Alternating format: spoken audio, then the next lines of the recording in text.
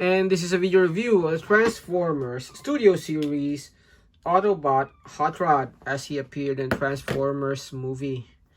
So first off, let's take a look at the packaging. And before you ask, he has this very huge packaging just because he is a Voyager, not a deluxe.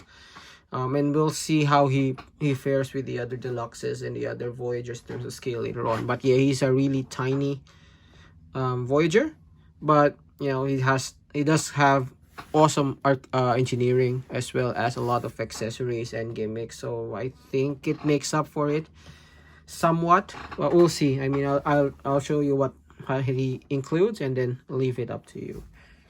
So first off, take a look at the packaging. So there's this awesome image of Hot Rod opening the Matrix. Same image here. Oh, also he is figure number 8604, which means 86 movie, figure number 4. On this side, same image of Hot Rod and this 86 number there, and at the back, image of Hot Rod in robot and vehicle mode. Since he is a Studio Series figure, he does have this figure stand, which is obviously the entrails of Unicron, so you can have him blowing up Unicron while opening the Matrix there, which is really good. It's a good display option. I think one of the best fitting ones in the Studio Series line. And he does come with a Studio Series set of instructions, which is really clear, not much to complain. Also, his wave mate is Scourge. Before we take a look at Hot Rod, let's take a closer look at his accessories. So it comes with this saw blade, which has a bit of molded detail. Old guy needs his glasses. Let me just put that on. So yeah, it's painted silver. This one is plain gray, but this blade part is painted silver. And there are some molded details there, which gives you the illusion that it's spinning. So quite nice. I'll show you how to attach that later on. He also comes with, let's just take that off his hand, this Matrix of Leadership, which is identical to the one that comes with Studio Series Prime. Oh, sorry, Earthrise Prime. So let me just grab that for a minute. For that, you can see it also comes with this sort of blast effect, which attaches to the Matrix. So it's just tab there. So let me just remove that. So as you can see, it just clips to the side there. So that's how the Matrix looks. It's hollow on the other side, which is okay. Some play value there as well. So taking a look at this compared to what Prime has, is identical. Maybe a little lighter shade of blue and a lighter shade of brass or bronze for the middle part, but for the most part they are identical. Don't want to remove that, it's just difficult to remove. Anyway, and then he does come with his requisite blasters. So 2 Hot Rod blasters. One benefit of having him in Studio Series is that his blasters are just blasters. They're not meant to be to combine or to attach, so they're simple, which is, I guess, my preferred one as well. It is cast in red plastic but painted silver on the tip, and as I've said, they're not identical, but they are very G1 looking, accurate to just G1 pistols. Then lastly, he does come with these 2 blast effects as well, which are very versatile. I think these are the most versatile blast effects we've gotten, and I'll show you that in a bit. So these ones, well, let's do that now. So first off, these ones do attach. So there is, I don't know if you can see, there's a couple of peg holes there, which comes into play in vehicle mode and robot mode later on, but those pegs, they do attach to his pistols, so you can have him shooting his gun. Alternatively, you can peg those as well on his forearms. so he can have him shooting the arc as it's landing with the Decepticons inside. So very, very accurate to the movie as well.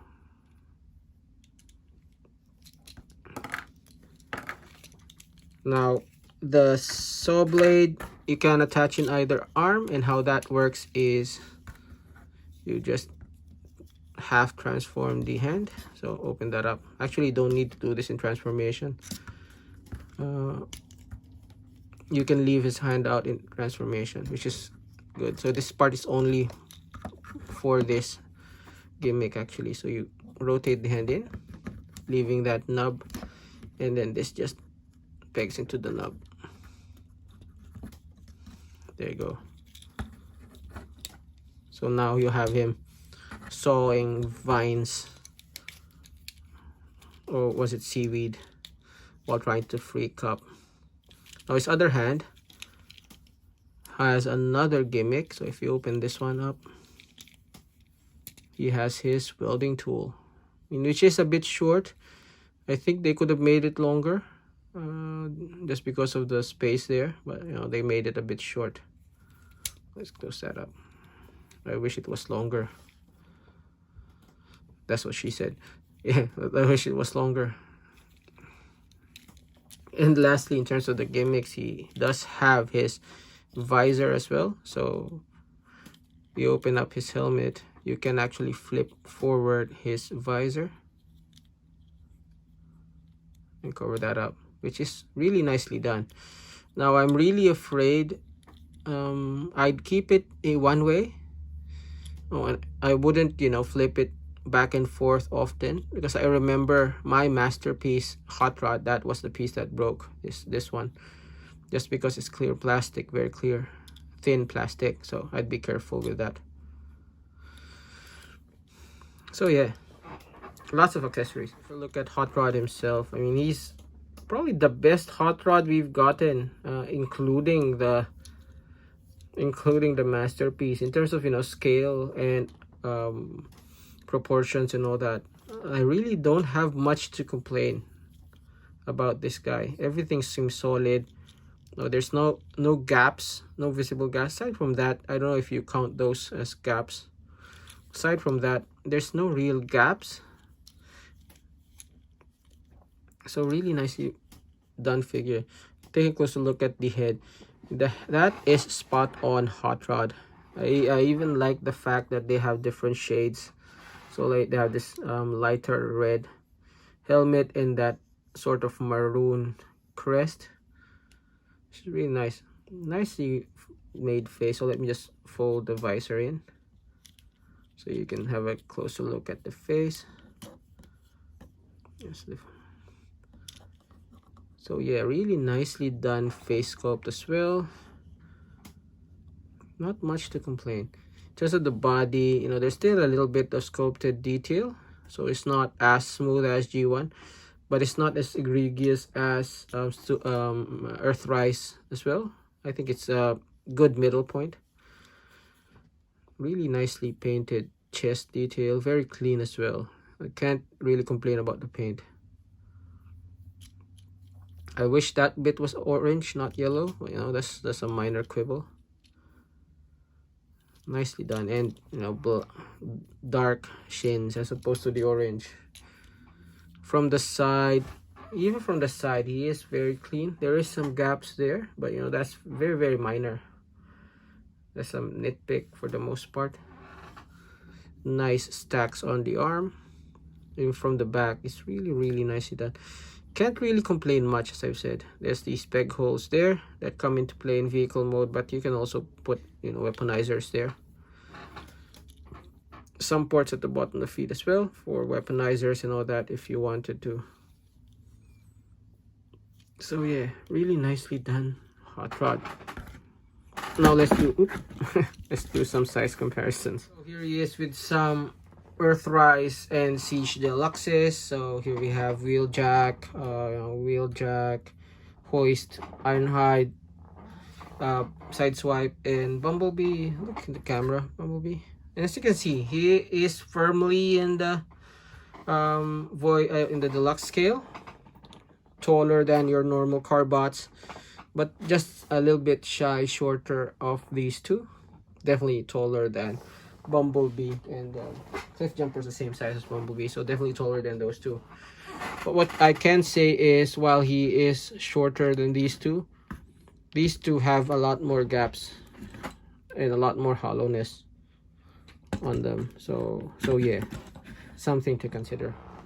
And here he is with a few Voyagers. So here he is with his Wademate Studio Series Scourge, and here he is with Skywarp and Soundwave. So definitely shorter than your average Voyager, but he comes packed with a lot more accessories and a lot more gimmicks. So evens out, I don't know, up to you to decide. But that's it. And here is Hot Rod with some of his pals from the 86 movie. So we've gotten updated versions of this already in Studio Series, but I haven't been lucky enough to pick them up. So, you know, we settle with the Power of the Primes for now. But I think all in all, they look really good together. I really wish we'd get a Voyager Perceptor as well. Oh, not Perceptor, a Voyager Sound Blaster as well. I do have the leader class, but that one is even taller than Magnus, so no point putting him here. Also, the Power of the Primes Grimlock is shorter than Magnus as well, so no point. Not in scale. When I do get the updated versions of these guys, as well as the updated Grimlock, we'll show you another pose with the team. Just because here he is with his previous incarnation, so yeah, really no comparison between these two. This guy kicks this guy in the behind on all aspects. Now, posability on Hot Rod is where I say he is a bit limited. As with every Hot Rod and Rodimus Prime we've had, the shoulders seem to be always the problem, but this one fares a bit better.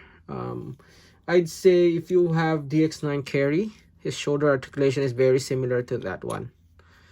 So yeah, let's take a closer look. So his head is on a swivel. It can turn all the way around. He does have some up and down motion, which is nice. Actually, it can turn it around. It's hindered, but you know, no human head can turn farther than that, so that's fine.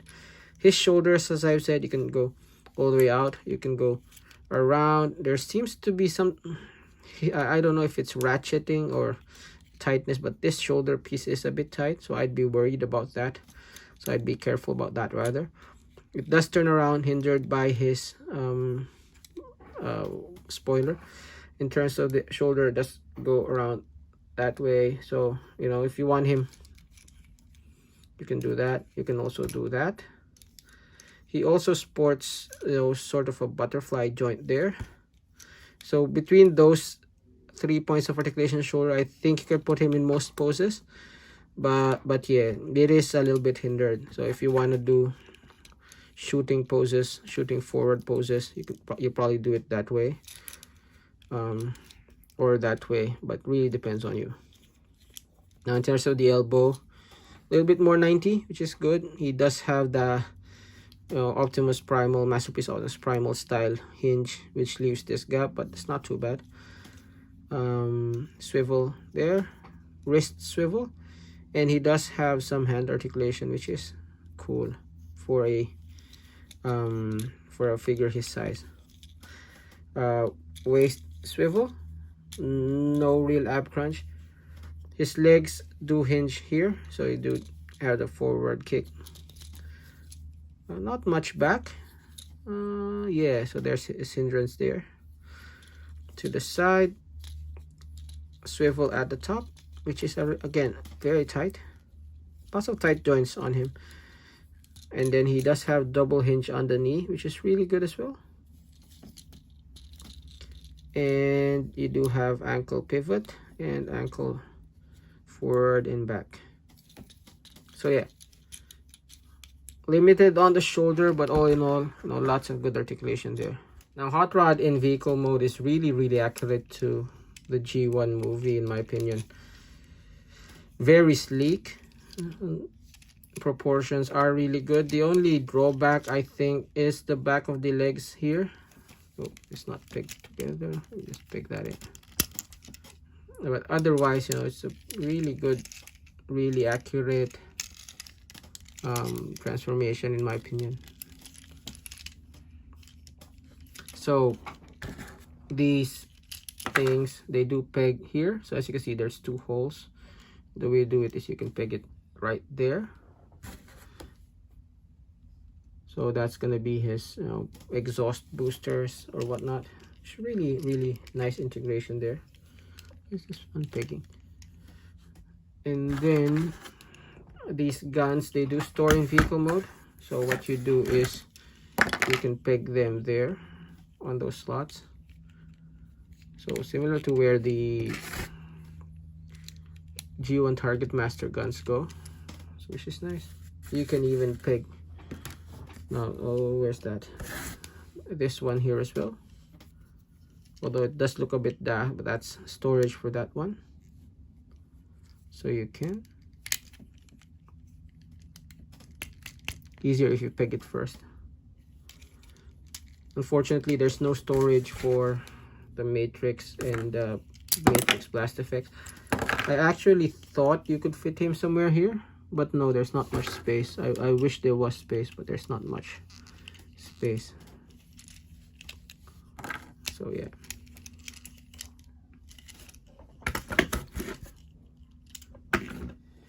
Now, Voyager Hot Rod, is he worth putting in collection? I'd say yes. The price point can be a little bit of a problem, but I think between the awesome engineering as well as the plethora of inclusions this guy has, I think he's really well worth the price. He is definitely better than the previous one we've gotten by a long mile, I'd say. And he fits well both in your Studio Series Movie 86 collection as well as your Siege Earthrise Kingdom collection. So you can't really go wrong. All in all, I think this is the best hot rod we've gotten. I wish I have my Revoltech hot rod from way back, because even in terms of posability, I think this guy rivals that one. And you know, for toy line like Revoltech, that is known for its articulation, having a transforming hot rod that works better than his Revoltech version has you know, says a lot about this figure. In terms of accuracy, is even better, as I've said, than the Masterpiece. So yeah, all in all, he might be a bit pricey, but I think he's well worth the price. So if you can pick him up, I'd say go ahead and do so. He's well worth a part of your collection. So yeah, so that's the review. So if you did like this review, please do leave a like, leave a comment, and do subscribe. Each person who subscribes does help this channel a lot, so I'd really appreciate that. So again, this has been Grim Trigger, and this has been Voyager Hot Rod. Thanks for watching, and I'll see you in the next video.